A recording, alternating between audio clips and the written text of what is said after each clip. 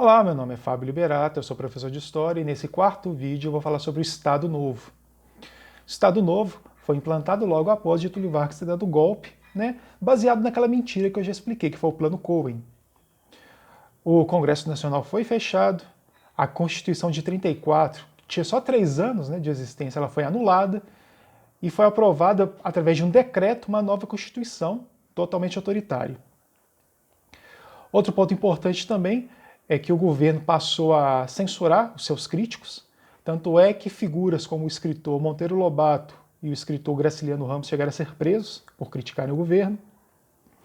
Outro ponto também muito importante é que o governo criou uma empresa, um órgão público, na verdade, para fazer propaganda dos feitos do governo, principalmente da figura de Getúlio Vargas, que era o DIP, Departamento de Imprensa e Propaganda.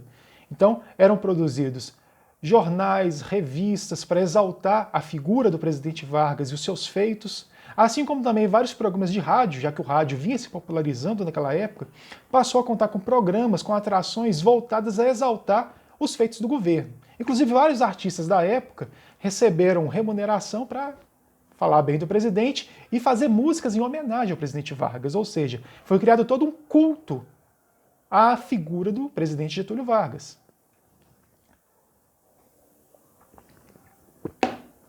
Outra coisa muito importante também é que o governo de Getúlio Vargas, que já vinha com essa característica nacionalista e de fortalecimento da indústria, durante o Estado Novo essa tendência se acelerou. Foi criada a FENEME. FENEME foi, na verdade, a Fábrica Nacional de Motores. Por um período foi a maior fabricante de caminhões do Brasil. E ela acabou sendo vendida nos anos 60, durante a ditadura militar.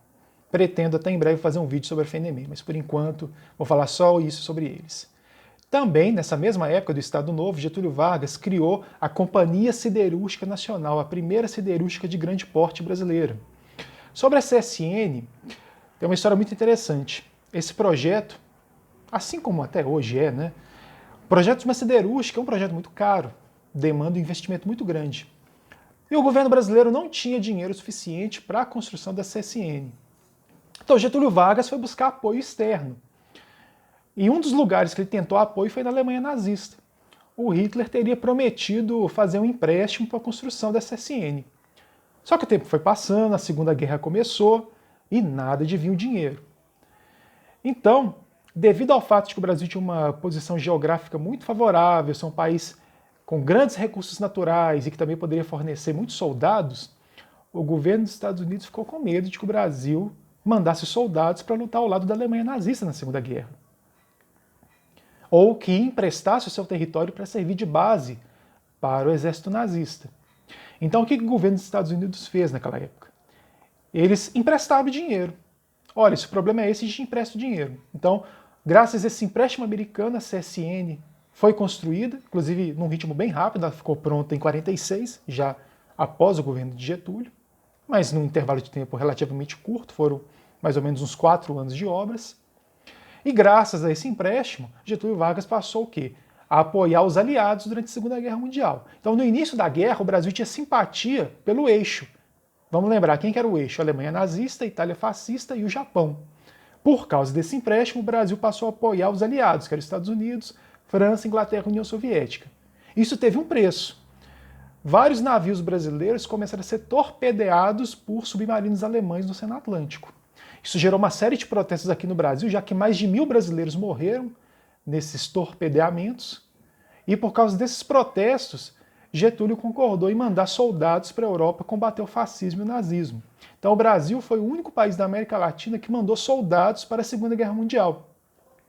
E isso, inclusive, deu um papel importante para o Brasil no pós-Segunda Guerra Mundial. Bem, mas aí vocês imaginem. O Brasil mandou soldados para lutarem numa guerra pela liberdade. Mas havia liberdade aqui no Brasil? Não, o Brasil era uma ditadura. Então surgiu essa incoerência. E essa incoerência começou a ser explorada por políticos mineiros. Em 1943, um grupo de políticos mineiros, intelectuais, banqueiros, escreveu o Manifesto dos Mineiros, que basicamente era um documento que pedia o quê? A volta da democracia. 2 anos depois, já quando a guerra tinha acabado, protestos começam, né, a estourar em várias cidades brasileiras pedindo redemocratização. Vargas até acena com a redemocratização, ele autoriza a criação de novos partidos políticos, com destaque para o PTB, PSD, UDN e o PCB. Para saber mais sobre os partidos políticos brasileiros, assistam o vídeo aí que eu produzi. Só que o Getúlio Vargas não saiu do poder. Ele continua no poder e avisou que só iria sair do poder quando tivessem sido realizadas novas eleições, e aí ele passaria o comando da nação para o novo presidente eleito. Só que a pressão continuou e ele acabou sendo deposto. Então ele foi tirado do poder à força, ou seja, mais um golpe de Estado. Foram feitas eleições presidenciais, o Brasil provisoriamente foi governado pelo José Linhares, que era o presidente do Supremo Tribunal Federal, até que o novo presidente da República tomasse posse, que foi o Eurico Dutra. Então percebam aí, né? O Getúlio Vargas assume com um golpe de Estado, ele dá um golpe de Estado para continuar no poder e depois sofre um golpe de Estado para ser tirado do poder. Então, infelizmente, né, a quebra da democracia ou mesmo a ditadura dentro da ditadura, infelizmente, são coisas normais na história brasileira. Se você gostou aí dessa série sobre Era Vargas, curta os vídeos, comente, se inscreva no canal, ative o sininho. Também, se não gostou, deixe o comentário, deixe de forma respeitosa, né, falando por que não gostou. Que isso aí também ajuda a que seja possível melhorias nos vídeos do canal. Não tecnológicas, tá? Infelizmente, por enquanto, as gravações ainda são um pouquinho toscas mesmo. Quem sabe no futuro eu consigo comprar equipamentos melhores. Mas é isso aí, gente. Obrigado.